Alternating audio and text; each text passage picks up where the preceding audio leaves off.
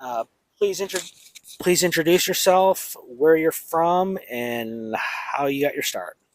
My name is Jenna. I am originally from Philadelphia suburbs, but I've lived in Boston, the Dominican Republic, and now in New York City.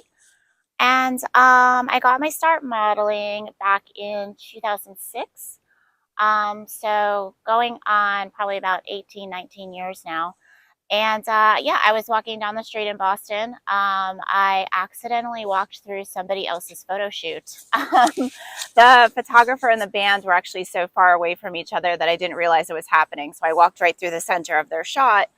Um, Photographer stopped me, asked if I was interested in modeling. And at the time, I was kind of like, thanks for the compliment, but I'm going to continue on to the grocery store or whatever I was doing.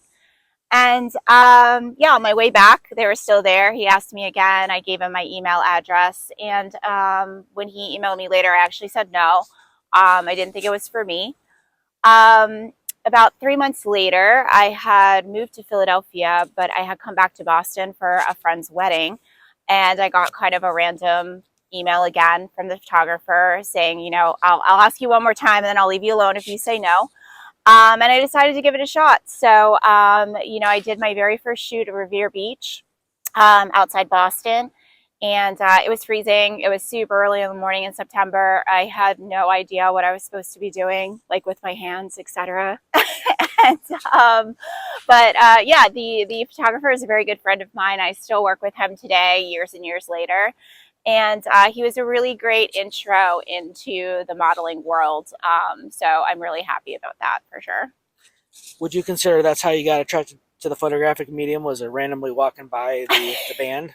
Yeah, it was for sure. It was, before that, I, had done sports in school and I've always been really big into my academics. And so even if I had an interest in the artistic side of things, so to speak, my schedule was already packed. So I never really had a chance to explore that too much. But I think as I got into the modeling and I started, kind of studying what pictures I liked best and what poses I liked best and kind of got into it. And once you start getting really good shots that you're really proud of, that was the drive to want to keep doing it. So, yeah, and I've really enjoyed learning from the different photographers as I've gone. You're talking about learning from the different things. Let's. What was the what was the first big thing that you learned? I mean, I knew absolutely nothing about lighting when I first started, for sure. So I think learning, how to find my light and learning how much that can impact the photos, for sure. That was something I went from like 0% knowledge of when I started.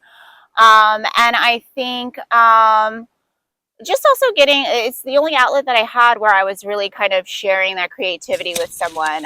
It was really cool to, bring some of my own ideas when the photographer is open to that, and kind of see those come to fruition. So I think that's made it that much more enjoyable too. When you actually have free time, and I'm using free time in air quotes, what do you enjoy doing? Yeah, no, it's not it's not a lot of free time, but I do really enjoy going to the gym a lot. I have other people tell me that that's work too, but I do like going. And I travel a lot. My friends are pretty spread out. I was in the Peace Corps, and those friends are like all across the country. My friends from college as well. So that's kind of a nice thing that I get to sort of marry with the photography work is when I travel to another city to shoot, I usually have friends there that I can grab dinner with, and it's kind of a work plus fun trip. But yeah, so that's kind of where I like to spend my free time. Plus, New York City, there's something to do every day, no matter what. So if I have nothing to do, I can just go to a museum or check out a new neighborhood. Do you consider that as one of the creative endeavors that you partake in outside of the model photography industry? Is the visiting the museums, or do you have other Oh things? yeah, I love to go to museums. I'm a big history nerd.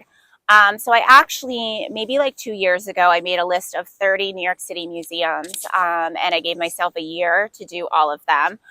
So any weekend day that I didn't have a shoot or anything else to do, I would just go to my list and be like, what's the next one that I go to? It took me just over a year to do the 30, and I'm just recycling the list. The next one I'm going to is the Museo del Barrio, which is in Harlem, and that's a great one to go to. I'll usually do the museum. Maybe I love Italian food, so maybe go to like an Italian restaurant afterwards, sit outside if it's nice. It's just a nice day, and I take advantage of the city that we pay so much high rent to live in. You mentioned the Harlem Museum. Which one is that again? The Museo del Barrio. Now, do they have a particular focus or theme or something like Yeah, that? it's mainly like Spanish artists, Latin American artists that they mainly showcase. But they do different themes, kind of depending on the year that they'll kind of try to have a running theme with all the artists that they're showing at once. But it's a great museum. It's a mix of modern stuff and then kind of different eras too. Good to hear that. Work long enough in this business, you're bound to encounter some strange situations. Would you care to share one of yours? So I've been very lucky in the sense that I don't have any like really terrible horror stories. And I think that one of the reasons for that is I've always been really careful about who I work with and what kind of situations I get myself into. Um, and I've had good photographer friends that if I ever thought something sounded dicey, I can go to them and be like, "Do you think that this sounds okay?" Or have you heard anything? So I definitely use the community to make sure that I don't run into anything too terrible. But yeah, I mean, I don't know. I mean, I've had some situations where maybe personalities don't mesh when you're shooting, and you just kind of it's a job, and I'm always polite and I'm always professional, so I'll do my work and kind of get through the workday. I may not want to do a shoot again if it wasn't a great day, but that's both the model and the photographer's choice at the end to do it again if they want to. Okay. For the sake of this question, we'll take respect the model as the first unspoken piece of advice. What's the second? Oh, let me see. For like advice towards a photographer You can interpret or this any way you want. okay. I would say probably the best advice is to make sure that you're prepared for a shoot. I think, maybe after you start doing it a couple of years, it might be easy to just be like, oh, and another shoot tomorrow, but get rest the night before. Treat everything like a real job.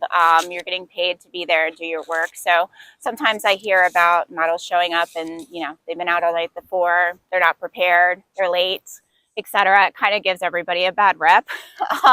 Oh, So yeah. I would It also say goes both ways too. With that's very the true. unsavory photographers, we That's have to very deal true. with So that I too. think don't be lax in knowing that this is still a job and you're still hired to be your best when you get there. What would you consider one of your strengths?